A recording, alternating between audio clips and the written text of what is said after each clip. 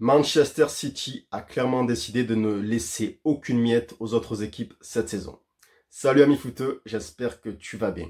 Alors difficile quand t'es passionné de foot de ne pas avoir un petit mot quand même sur la Super Coupe d'Europe. Cette confrontation qui oppose le vainqueur de la Ligue des Champions Manchester City au vainqueur de l'Europa League, le FC Séville.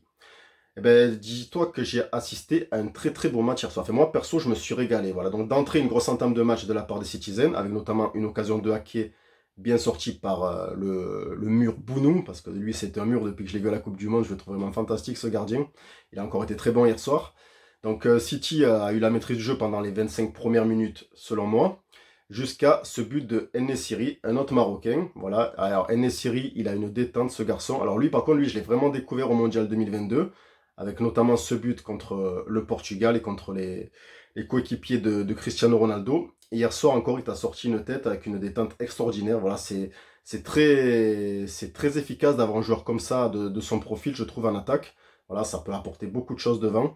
Maintenant, Maintenant, voilà, cette détente, elle me fait beaucoup penser à Oliver Bierhoff, mais bon, ceci est une autre époque. Voilà, je trouve que dans sa détente verticale, il y a du Oliver Bierhoff. Voilà, Oliver Bierhoff qui est une ancienne star du football allemand, je pense que tu connais quand même.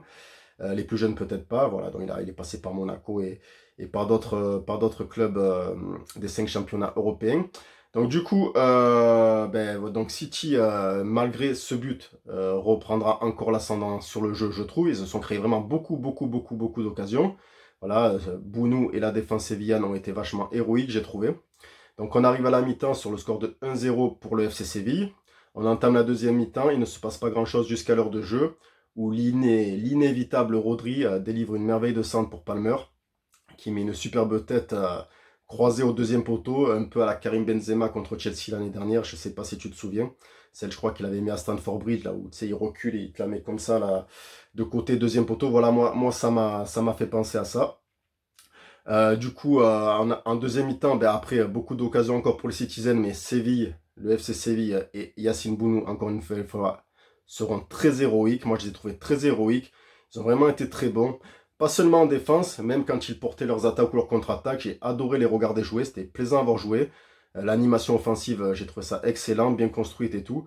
Ils menaient très très bien leur contre-attaque. Voilà, ils ont poussé Manchester City dans leur dernier retranchement. Certes, il manquait beaucoup de joueurs à Manchester City. Je crois qu'il y avait 4 gros absents en la personne de Ruben Dias, Bernardo Silva, John Stones et évidemment l'inévitable Kevin De Bruyne qui son absence s'est quand même fait ressentir hier. Mais malgré ça, City, voilà, City, si je fais cette vidéo, c'est pour dire que Manchester City, je vous apprendrai rien, évidemment, c'est sûr. Voilà, vous connaissez cette équipe. Mais cette année, encore une fois, il faudra compter avec eux, sachant qu'ils veulent peut-être recruter Paqueta et Dani Olmo, il me semble. Donc l'effectif déjà qui est assez étoffé et assez, assez costaud.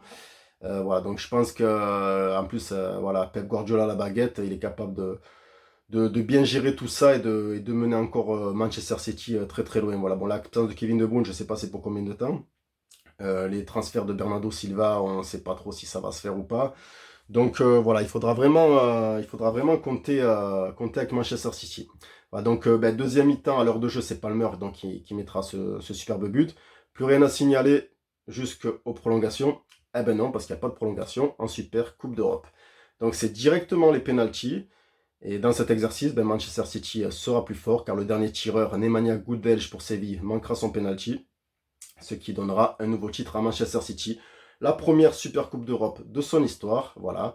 En espérant pour eux, moi j'espère pas parce que je suis pas spécialement fan de City, même si j'ai le maillot, mais c'est surtout pour la vidéo et que je suis collectionneur de maillots. Voilà, surtout, je pense que ce que Guardiola espère, c'est conserver sa Ligue des Champions. Moi, je pense qu'ils vont tout faire pour ça, pour la conserver. C'est vrai que c'est pas souvent fait, ça n'a pas été fait depuis plus de 30 ans, sauf par le Real de Madrid, qui est le seul club sur ces 30 dernières années à avoir conservé son titre. Mais voilà, City, voilà, faudra vraiment compter avec eux. Faudra vraiment compter avec eux cette saison et peut-être encore une fois, même pour le dernier carré de la Champions League. Voilà, je vise peut-être un peu haut, mais je pense qu'ils en ont clairement les moyens. Voilà, on les connaît ces équipes-là, Manchester City, le Real de Madrid avec toutes leurs nouvelles recrues. Voilà, faudra faire attention encore à ces équipes-là cette année. Un petit mot sur Ocampos. Voilà, j'ai envie de parler de Lucas Ocampos, l'ancien Marseillais, déjà parce que je suis supporter de l'OM et que je l'ai trouvé vraiment très bon hier soir, quoi. Très très bon. Ce joueur, j'ai toujours trouvé très très bon, moi, franchement. Notamment ces 2 dernières années à l'OM. Et là encore hier soir, j'ai trouvé fantastique. Voilà, c'est lui qui donne les 2 occasions de but qui auraient pu permettre à En-Nesyri de mettre un triplé. Mais bon, il se heurtera à Ederson. Mais voilà, Ocampos, c'est vraiment quelque chose. Voilà, quand il déborde et qu'il évite Kyle Walker, qui est quand même Kyle Walker pour moi peut-être le meilleur latéral droit au monde actuellement. Peut-être, selon moi, déjà dans le top 3, c'est sûr. Il a évité Kyle Walker avec une aisance, comme l'a dit le commentateur, à la Olivier Hatton, mais c'était vraiment ça. Si vous avez l'occasion d'aller voir comment il évite le tacle de Walker, c'est magnifique. C'est magnifique. Voilà. Donc je voulais avoir un petit mot sur lui et c'était peut-être un des joueurs meilleurs de Séville, voire le meilleur hier soir. En tout cas, ouais, dans les meilleurs, c'est sûr. Donc voilà, un petit mot pour Lucas Ocampos, ancien Marseillais. Voilà, bon, voilà, c'était un petit débrief rapide, voilà, juste pour dire qu'il faudra encore compter avec Manchester City cette saison. J'espère que ce petit débrief rapide t'aura plu. N'hésite pas à me dire dans les commentaires ce que tu en as pensé, si tu veux qu'on en débatte. Et sinon, je te dis à bientôt pour une prochaine vidéo. Allez, ciao, ciao.